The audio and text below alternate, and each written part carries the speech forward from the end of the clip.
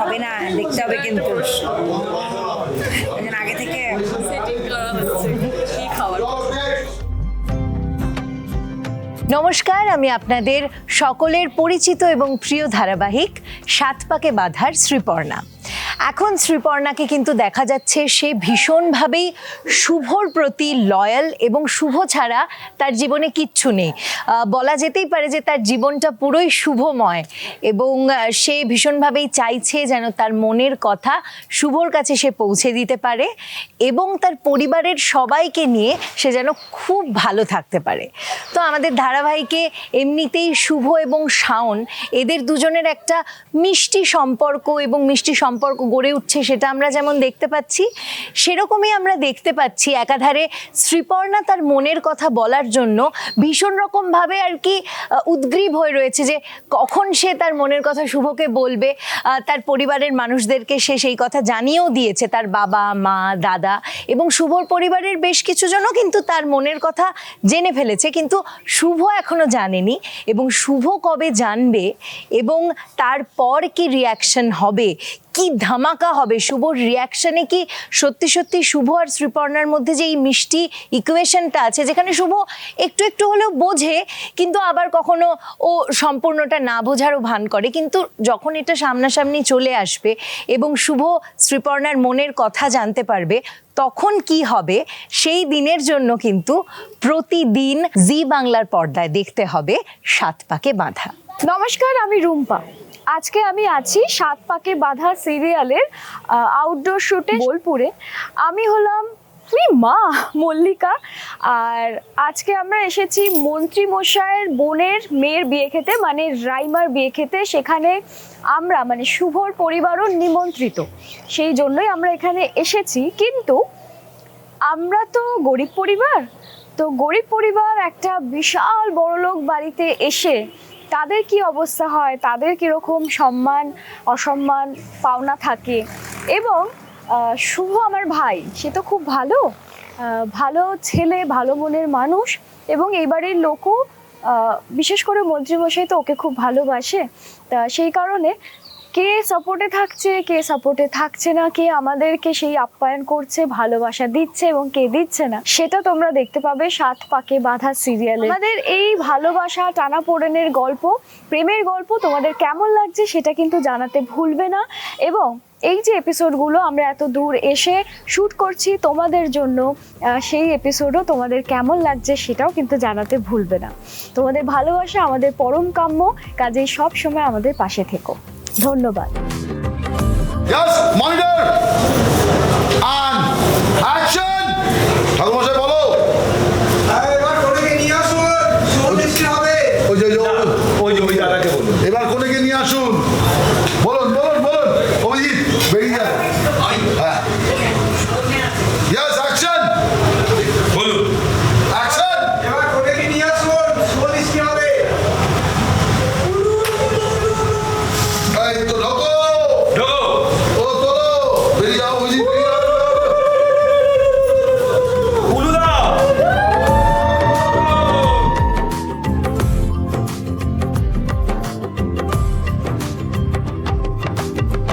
তুমি পান পাতাটা একটু নিচে নামাও মা।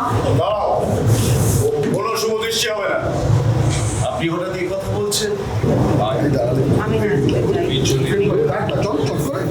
Yes, monitor and action. আমার মেয়েটাও কি শুভর জন্য, আমার মেয়ের বিয়েটা শুভর জন্য আটকে যাবে?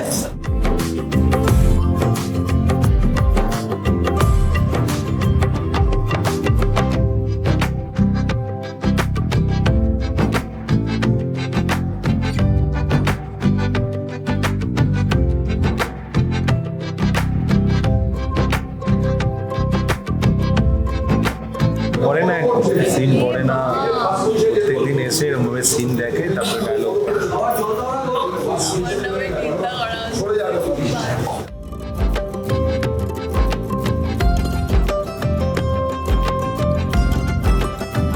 আর বেশিক্ষণ নেই জানেন, এবার আমাদের ফেরার পালা।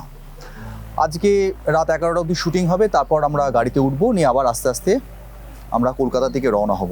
গত 4 দিন ধরে আমরা বোলপুরে আছি, এই রিসর্টটায় আছি। অনেকবার আপনারা দেখেছেন এই রিসর্টটা, আর চারদিকটা কেমন সুন্দর মনোরম। এদিকে আসুন আমার সঙ্গে, কেমন সুন্দর মনোরম প্রাকৃতিক দৃশ্য, এগুলো সব আমরা এতদিন ধরে শুটিংয়ের ফাঁকে ফাঁকে উপভোগ করলাম, আনন্দ করে কাজ করলাম।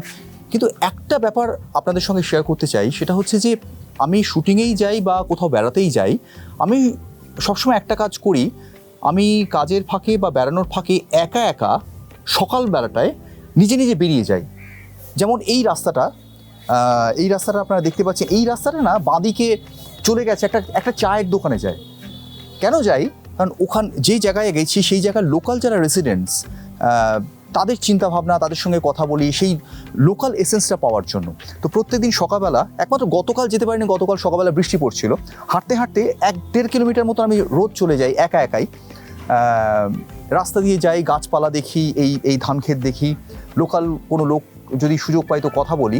তো ওই চায়ের দোকানটায় গিয়ে একজন বয়স্ক মানুষ খুব যত্ন করে, আমি যেহেতু চায়ে চিনি খাই না, উনি চিনি ছাড়া আলাদা করে আমার জন্য চা বানিয়ে দিতেন এই কদিন। ওই দোকানটায় গিয়ে চা খাওয়া, এবং অদ্ভুত একটা জিনিস লক্ষ্য করলাম, এখানকার লোকাল লোক যারা কথা, একজন বয়স্ক মানুষ মানে বুড়ি মানুষ, এবং ওই ভদ্রলোকের সঙ্গে যখন কথা বলছেন, ওনারা নিজেদের একটা নিজস্ব ভাষায় কথা বলছেন, যেই ভাষাটা আমি ধরতে পারছিলাম না, আমি বুঝতে পারছিলাম না। বুঝছিলাম যে ওনারা নিজস্ব একটা ভাষায় এই বোলপুরের মানুষরা কথা বলছিলেন নিজেদের মধ্যে। তো এই ছোট ছোট অনুভূতিগুলো খুব ভালো লাগছিল। আর যখন ফিরছিলাম বা যাচ্ছিলাম, একটা গাছের নিচে গিয়ে প্রত্যেকদিন আমি দাঁড়াতাম, এই অন দ্য ওয়ে কিছুক্ষণ একটু হল্ট করতাম। আজকে যখন যাওয়ার সময় আস্তে আস্তে চলে আসছে, আজকে খুব মন কেমন করছে যে আমরা আমাদের কাজে এসেছিলাম, আমাদের সময় ফুরিয়ে গেছে, এখন আমরা চলে যাব, কিন্তু গাছটার জায়গায় যেরকম ছিল সেরকমই থাকবে। ও কিন্তু অক্সিজেন দিয়ে যাবে, ওর মধ্যেও যে প্রাণ আছে, সে কিন্তু মানুষকে ছায়া দেবে, অক্সিজেন দেবে। আমরা চলে যাব। যে দুটো কুকুর আমাকে এই গেটটা আপনারা দেখতে পাচ্ছেন, এই গেটের বাইরে থেকে আমাকে এগিয়ে দিত, এবং আমি এলে আবার বিস্কিটের লোভে টুকটুক করে আমার সামনে আসতো। আমরা চলে যাব, কুকুর দুটো থাকবে, ওর কথা মনে পড়বে, ওই দুজনের কথা মনে পড়বে। এই যে গত 4 দিন ধরে, এটাকেই তো মায়া বলে, এই জায়গাটার উপর একটা মায়া পড়ে গেছে, ওই জন্য খুব মন খারাপ লাগছে। আনন্দ হচ্ছে, আবার একই সঙ্গে মন খারাপও লাগছে।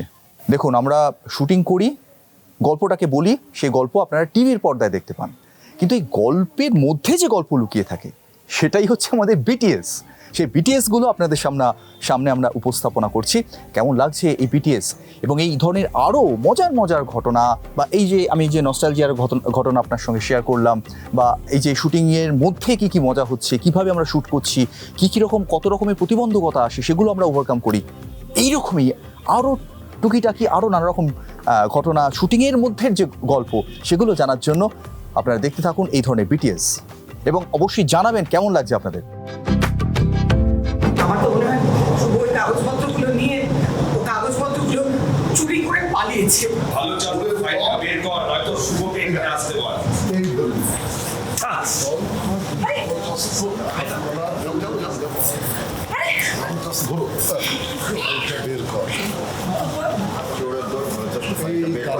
শুভকে এখানে আসতে বল। এই তুমি ওকে তুই টাকারি করছো কেন? এসো, নাকি ওখান দিয়ে বলবে?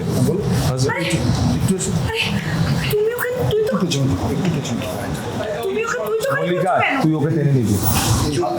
চুপ, একদম চুপ। চোরের মায়ের আবার বড় গলা। আমরা শুভ চোর নই, আমার আমাকে ক্ষমা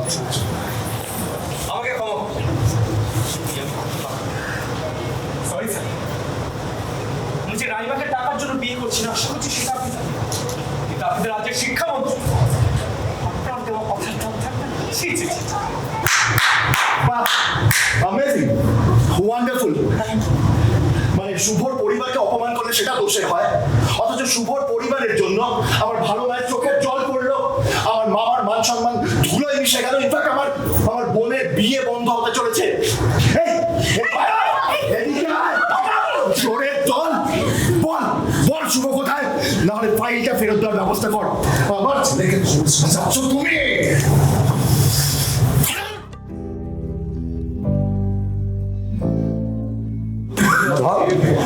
এই ও মারছে, মন্দার মারছে, এই মাল নিতে হাত ধর, ধরে রাখবি, এই হাত ধর,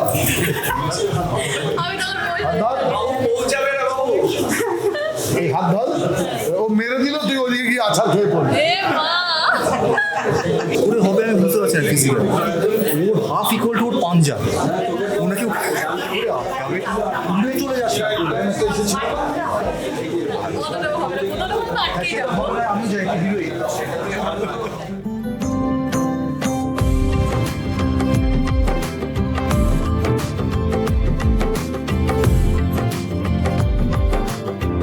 এইবার গলাটা দাও। এই বিয়ে হবে। দেখো দেখো দেখো এইভাবে কত দেখো বাস এই এই জিয়ালদা কি বোম ফেটেছে নাকি দেখি এই বিয়ে হবে বেটা। বলছো হ্যাঁ এইগুলো তুলে দিচ্ছি, বোম ফেটেছে মনে হচ্ছে। এটা তুলে দাও তুলে দাও। এই যে দেখতে পাচ্ছেন আপনারা যে বিয়ে থা শুরু হয়ে গেছে বেশ হই হই করে, কিন্তু এনার কি অবস্থা, মারধর খেয়ে চলে এসছে। মারটা খেয়েছি কার জন্য? দায়িত্ব নিয়ে আমাকে বিকিয়ে দিয়েছে মার খাইয়ে, আর মার খাওয়াতে খাওয়াতে পালিয়ে গেছে নিজে। ছি জি ভেরি ব্যাড। বাবার জন্য সবকিছুই, কিছু করার নেই। বিয়েটা মেহেন্দি কোনো কিছুতে আমি থাকতে পারলাম না এই মেয়েটার জন্য।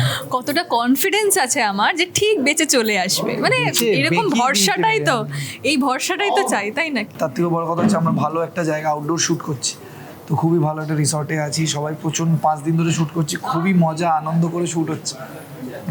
আর যেহেতু সবাই বন্ধু বান্ধব তো ফ্যামিলির মতনই হয়ে গেছে, তো মানে প্রায় রাত 2-3 অবধি আড্ডা মারছি, তারপর সকাল 11টা থেকে শ্যুট হচ্ছে।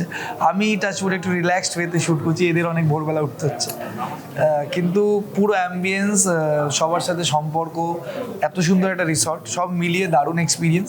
তো আমরা এরকম চাইবো যে বারবার আমাদের অ্যাক্রোপলিস আউটডোর করাক, মাঝে মাঝে আমরা আউটডোর শ্যুটে আসি আর এরকম ভালো ভালো শ্যুট করি। আর আপনাদের সবাইকে সবার কাছ থেকে একটা রিকোয়েস্ট যে প্লিজ সাত পাকে বাধা দেখবেন, জি বাংলায় রোজ দেখবেন প্লিজ, এটা একটু রিকোয়েস্ট।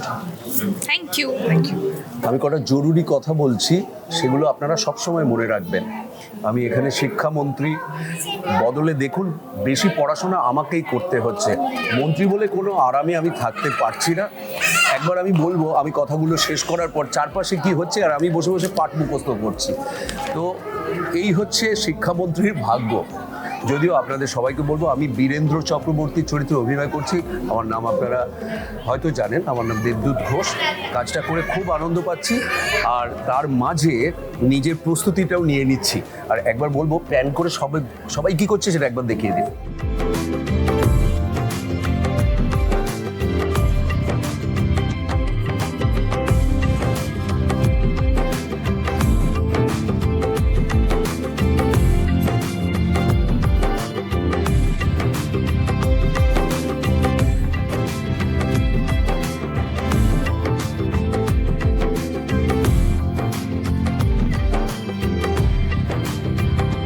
স্যার আমি ক্ষমা চাইছি আমার জন্য আপনাকে এত অপমান। আমি তো তোমাকে সে ব্যাপারে কিছু জিজ্ঞেস করিনি। যখন জিজ্ঞেস করবো তখন বলবে এসব কথা।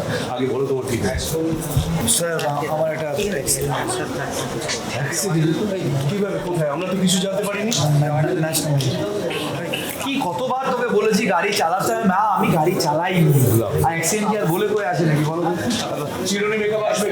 অ্যাক্সিডেন্ট কি আর বলে কয়ে আসে বলো তো? আমি আসলে ম্যাডামের কেনাকাটা হয়ে যাওয়ার পর আমি গাড়িতে আমি জল আনতে যাই, তারপর একটা দুর্ঘটনা ঘটে যায়। ওখানকার আমি জ্ঞান হারিয়ে ফেলি, জ্ঞান ফেরার পর গাড়ি চালিয়ে দেখি ম্যাডাম নেই, ওখানকার লোকজনে নেই, আমাকে হসপিটালে নিয়ে যায়।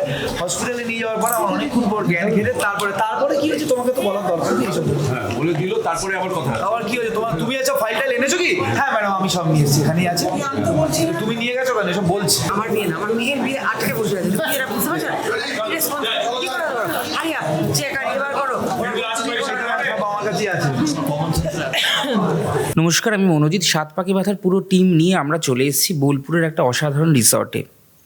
উপলক্ষ রাইমার বিয়ে, আপনারা দেখতেই পাচ্ছেন, এবং বিয়ে উপলক্ষে প্রচুর প্রচুর প্রচুর গেস্ট এসছে আমাদের মধ্যে। অলরেডি আমাদের এপিসোড টেলিকাস্ট হয়ে গেছে। যেটা সব থেকে মজার বিষয় হচ্ছে, শুটিংয়ে আসলেই আমাদের একটা অদ্ভুত আউটডোর স্পেশালি প্রচণ্ড মজা হয়। মানে আমাদের কাস্ট অ্যান্ড ক্রু আপনারা দেখেই চলেছেন, রাহুল থেকে শুরু করে আমাদের হিরোইন, অলমোস্ট কেন সমস্ত কাস্ট অ্যান্ড ক্রু আমাদের এই প্রথমবার এসছি আউটডোরে বোলপুরে।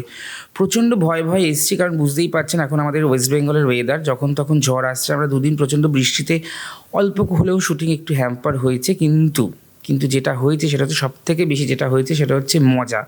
আমরা প্রত্যেক দিন প্রচণ্ড খাটনি হয়েছে, রাত 11টা 12টা অবধি শুটিং হয়েছে, কিন্তু তারপরে যেটা হয়েছে বিশাল মজা, সেগুলো আপনাদের সাথে শেয়ার করতে পারছি না। কিন্তু আপনারা দেখতে থাকবেন সাত পাকে বাঁধা, কারণ প্রচুর প্রচুর মানে ড্রামা, প্রচুর প্রচুর গল্পে অনেক কিছু ঘটছে। প্লিজ দেখতে থাকুন প্রত্যেক দিন শুধুমাত্র জি বাংলায়। নমস্কার, আমি লক্ষণ ঘোষ। বর্তমানে সাত পাকে বাঁধার পরিচালনা করছি। সাত পাকে বাঁধা কথাটা শুনলেই মনে হয় একটা বিয়ের ব্যাপার, কিন্তু এই গল্পটা শুধুমাত্র বিয়ের গল্প নয়। এই গল্পটা একটু আলাদা। এই গল্পটায় বাবা আর মেয়ের সম্পর্ক আছে। এই গল্পটায় শুভ আর শাওনের গল্প আছে। এই গল্পটায় শুভর ফ্যামিলির গল্প আছে। সবারই ক্রাইসিস এবং ভালোবাসা মিলিয়েই সাত পাকে বাঁধা। আজ আমরা সাত পাকে বাঁধার আউটডোর বোলপুরে শেষ করলাম। আমরা সাত পাকে বাঁধার আউটডোরে এসেছিলাম প্রায় 28 তারিখ। 28 থেকে 1 তারিখ অবধি আমরা টানা শ্যুট করলাম সাত পাকে বাঁধার আউটডোর, একটা রিসোর্টের ভেতরে। আপনারা হয়তো ভাবতেই পারেন যে রিসোর্টের ভেতরে কেন আমরা করলাম, তা আবার আউটডোরে এসে। তার একটাই কারণ কলকাতার মধ্যে থেকে তো আমরা রোজই শ্যুট করি। সেখানে সবাই আমরা আসি, 14 ঘন্টা খাটাখাটনি করি, আবার যে যার বাড়ি চলে যাই।